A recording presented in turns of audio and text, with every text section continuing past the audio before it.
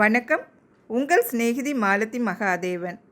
நாம் எதையாவது ஒன்று இன்னொருத்தருக்கு கொடுக்கணும்னு விருப்பப்பட்டா அதை மனப்பூர்வமாக கொடுத்துடணும். கொடுத்துட்டு அதையே நினச்சிட்டு இருக்கக்கூடாது. இப்படி தான் ஒரு ஆள் ராமகிருஷ்ணரை தேடி வந்தான். அவன் கையில் 1000 பொற்காசுகள் வச்சுருந்தான். அதை அவர்கிட்ட கொடுத்துட்டு இதை ஏற்றுக்கொள்ளணும்னு ரொம்ப பணிவாக கேட்டுக்கிட்டான். அவரும் பார்த்தாரு, இது எனக்கு தேவையில்லை, ஆனாலும் உன் மனசை புண்படுத்த நான் விரும்பலை, அதனால் நீ கொடுக்கறத வாங்கிக்கிறேன் அப்படின்னு சொன்னார் ராமகிருஷ்ணர். அதன்படியே வாங்கிட்டார். அப்புறம் கேட்டார், இதோ பார், இனிமேல் இது எல்லாம் என்னுடையது தானே அப்படின்னு. ஆமாம், அதையெல்லாம் நான் உங்களுக்கே கொடுத்துட்டேன் அப்படின்னா அவன்.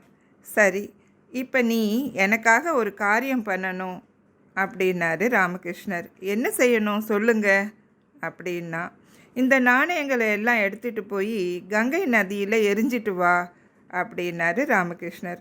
இவனுக்கு அதிர்ச்சி. என்ன பண்ணுறது, இனிமே அது முடியாதுன்னு சொல்ல முடியாது. ஏன்னா அந்த நாணயங்கள் எல்லாம் அவருக்கே கொடுத்துட்டான். இனிமே அதெல்லாம் இவனுடையது இல்லை. பேசாமல் அவ்வளவையும் அள்ளிட்டு ஆற்றங்கரைக்கு போனான். போனவன் ரொம்ப நேரம் திரும்பி வரவே இல்லை. ராமகிருஷ்ணருக்கு சந்தேகம். என்ன ஆச்சு அந்த மனிதனுக்கு? காசுகளோட கங்கையில் குதிச்சிட்டானா? போகும்போதே ஒரு மாதிரியாக தான் போனான். போய் என்னென்னு பார்த்துட்டு வா அப்படின்னு அங்கே இருந்த ஒருத்தரை அனுப்பினார். அவரும் போனார், பார்த்தார். அப்புறம் திரும்பி வந்தார், விவரத்தை சொன்னாராம். அவன் கங்கை கரையில் உட்காந்துக்கிட்டு ஒவ்வொரு நாணயமாக 1 2ன்னு எண்ணி வீசிக்கிட்டு இருக்கான். அவனை சுற்றி ஒரு கும்பல் நின்றுட்டு அவனை தடுத்துக்கிட்டு இருக்கு அப்படின்னு சொன்னாராம். இதை கேட்டதும் ராமகிருஷ்ணரே புறப்பட்டு அங்கே போனார். என்ன இப்படி பண்ணிட்டு இருக்க? நான் உன்னை அந்த நாணயங்களை கங்கையில் வீசி எறிய சொன்னேன், நீ ஏன் அதை எண்ணிக்கிட்டு இருக்க அப்படின்னு கேட்டார். பழக்கம்தான் காரணம். நான் ஒவ்வொரு நாளும் ஒவ்வொன்றா சேமித்து வச்சேன். இன்றைக்கு என்கிட்ட நிறைய இருக்குது. உங்களுக்கு 1000 நாணயங்களை கொடுக்கணுங்கிறது என்னோட ஆசை அப்படின்னு சொன்னான் அவன். இப்போ ராமகிருஷ்ணர் சொன்னார், ஒரே நேரத்தில் எல்லாத்தையும் சம்பாதிச்சிருந்தா நீ எண்ணுவது பொருத்தமாக இருக்கும். எல்லாத்தையும் இழக்கும்போது எண்ணிக்கொண்டு இழப்பது என்பது சரியான மூடத்தனம். ஒரே தடவையாக எல்லாத்தையும் தூக்கி எறிஞ்சிடு அப்படின்னாரு. இது இழப்பது என்கிற ஒரு உயர்ந்த நிலை.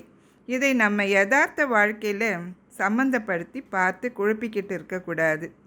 இழக்கிறேன்னு சொல்லிட்டு இருக்கிற காசையெல்லாம் ஆற்றுலையும் குளத்துலேயும் எரிஞ்சிக்கிட்டு இருந்தால் பார்க்குறவங்க சந்தேகப்படுவாங்க.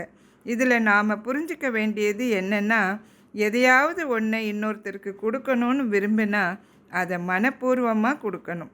கொடுத்துட்டு அதையே நினச்சிட்டு இருக்கக்கூடாது. இது குறித்து நீங்கள் என்ன நினைக்கிறீங்க? உங்களோட கருத்தை சொல்லுங்கள். நீங்கள் இது வரைக்கும் நம்ம சேனலை சப்ஸ்கிரைப் பண்ணலைன்னா சப்ஸ்கிரைப் பண்ணுங்கள், ஷேர் பண்ணுங்கள். நன்றி, வணக்கம்.